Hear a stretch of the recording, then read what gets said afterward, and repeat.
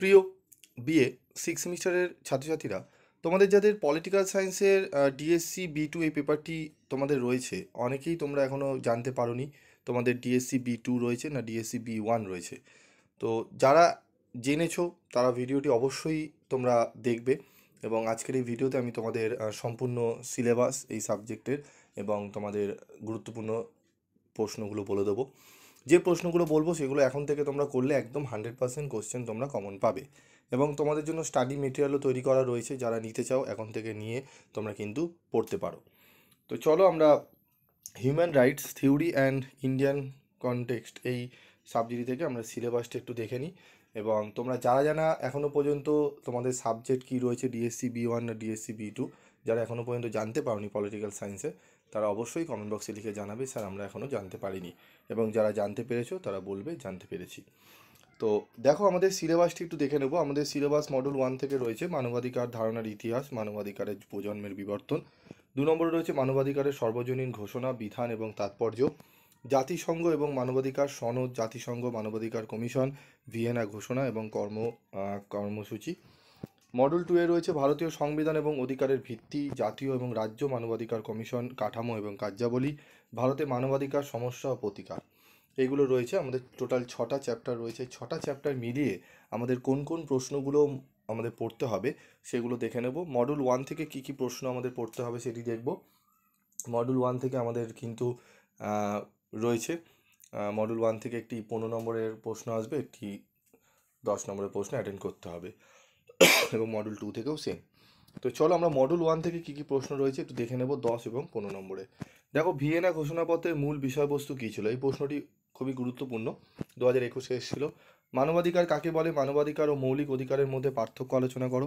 এখানে শুধু ইয়ার ভিত্তিক নয়, ইয়ারের বাইরেও যদি কোনো প্রশ্ন আসতে পারে সেগুলোও কিন্তু এখানে মেনশন করা রয়েছে, ঠিক আছে। সম্মিলিত জাতিপুঞ্জের মানবাধিকার কমিশনের গঠন ও কার্যাবলী আলোচনা করো। আর সম্মিলিত জাতিপুঞ্জের মানবাধিকার কমিশনের ভূমিকা আলোচনা করো। প্রশ্নটি গুরুত্বপূর্ণ। সর্বজনীন মানবাধিকার ঘোষণার দলিলটি পর্যালোচনা করো, অথবা 1948 সালে রাষ্ট্রসংঘ কর্তৃক গৃহীত মানবাধিকারের সর্বজনীন ঘোষণাটি আলোচনা করো। তারপর রয়েছে দেখো, বিশ্বব্যাপী মানবাধিকার রক্ষার স্বার্থে সম্মিলিত জাতিপুঞ্জের ভূমিকা বা গুরুত্ব আলোচনা করো। অত্যন্ত গুরুত্বপূর্ণ, কিন্তু এই প্রশ্নটি 2024-এ যেহেতু চলে এসেছে আসার সম্ভাবনা নেই। তোমাদের 1 থেকে 4 নম্বর প্রশ্নটি খুবই গুরুত্বপূর্ণ। এই 4টি প্রশ্ন খুব ভালো করে পড়তে হবে। তার সাথে পড়তে হবে মানবাধিকার সুরক্ষায় সম্মিলিত জাতিপুঞ্জের ব্যর্থতার কারণগুলো কী কী। এই প্রশ্নটি ভালো করে করতে হবে, ঠিক আছে। তার মানে মডেল 1 থেকে তোমাদের পড়তে হবে 1 থেকে 4 নম্বর প্রশ্ন এবং 6 নম্বর প্রশ্ন, এবং তার সাথে পড়ে নেবে 7 নম্বর প্রশ্নটি মানবাধিকারের প্রজন্ম সম্পর্কে আলোচনা করো। এই 7 নম্বর প্রশ্ন মানে টোটাল 6টা প্রশ্ন পড়লে এখান থেকে তোমরা 15 নম্বরের একটি প্রশ্ন এবং 10 নম্বরের একটি প্রশ্ন 100% কমন পেয়ে যাবে। 7টি প্রশ্ন, 7টি প্রশ্ন একদম এখন থেকে যদি তোমরা পড়তে শুরু করে দাও মডেল 1 থেকে, খুব একটা বেশি নয়, এই 7টি প্রশ্ন পড়ো। এর বাইরে কোনো জায়গায় কোনো প্রশ্ন তোমাদের দেখতে হবে না, 7টি প্রশ্ন পড়ে যাও, একদম 100% তোমরা কমন পাবেই, ঠিক আছে। তার সাথে আরেকটি প্রশ্ন তোমাদের আমি দিয়ে রাখবো, প্রশ্নটি দেখে নাও, যে মানবাধিকারের ক্রমবিকাশ আলোচনা করো। আর মানব সভ্যতার ইতিহাসে মানবাধিকারের বিবর্তন আলোচনা করো। এই প্রশ্নটি অত্যন্ত গুরুত্বপূর্ণ। ওই 6টি প্রশ্ন উপরের, ওই 6টি প্রশ্নের মধ্যে যদি তুমি কোনো প্রশ্ন বাদ দিতে চাও তাহলে এই প্রজন্ম প্রশ্নটি বাদ দিতে পারো। মানে 1 থেকে 4 নম্বর প্রশ্ন পড়বে, এবং 6 নম্বরের প্রশ্ন পড়বে, এবং পড়বে 8 নম্বরের প্রশ্ন, ঠিক আছে। এই প্রশ্নগুলো ভালো করে এখন থেকে মার্ক করে নাও, ঠিক আছে।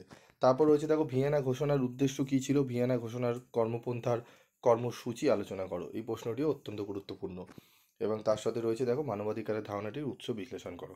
এই টোটাল 10টা প্রশ্ন রয়েছে। এই 10টা প্রশ্নের মধ্যে যেটি 24-এ এসে সেটি বাদ দেবে, এবং একটি প্রশ্ন যেটি বললাম সেটি 7 নম্বরের প্রশ্ন বাদ দেবে। টোটাল 8টা প্রশ্ন।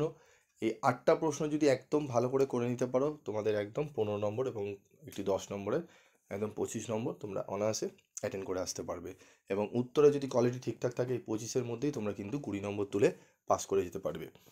তবুও এই 25 নম্বরে তোমরা 20 পাবে, এই 8টি প্রশ্ন পড়বে। মডেল 2 থেকে আমি মাত্র 5টি প্রশ্ন বলে দেবো। টোটাল 8 আর 5-এ 13টি প্রশ্ন পড়লে, পুরো সিলেবাস থেকে মাত্র 13টি প্রশ্ন পড়লে তোমরা একদম 50 নম্বরে অ্যাটেন্ড করে আসতে পারবে। এবং তোমাদের এসএকিউ প্রশ্ন উত্তরও আমি তোমাদের দিয়ে দেবো, সেগুলো পিডিএফ নোটসও আমি দিয়ে দেবো, সেগুলো তোমরা নিয়ে নেবে।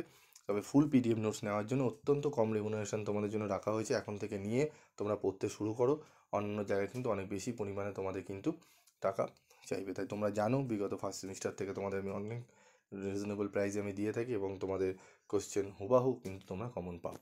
তো চলো আজকের মতো ভিডিওটি শেষ করছি। মডেল 2 নিয়ে আমি পরবর্তী ক্লাসে আলোচনা করব এবং উত্তর নিয়েও আলোচনা করব। আজকের মতো ভিডিওটি শেষ করলাম।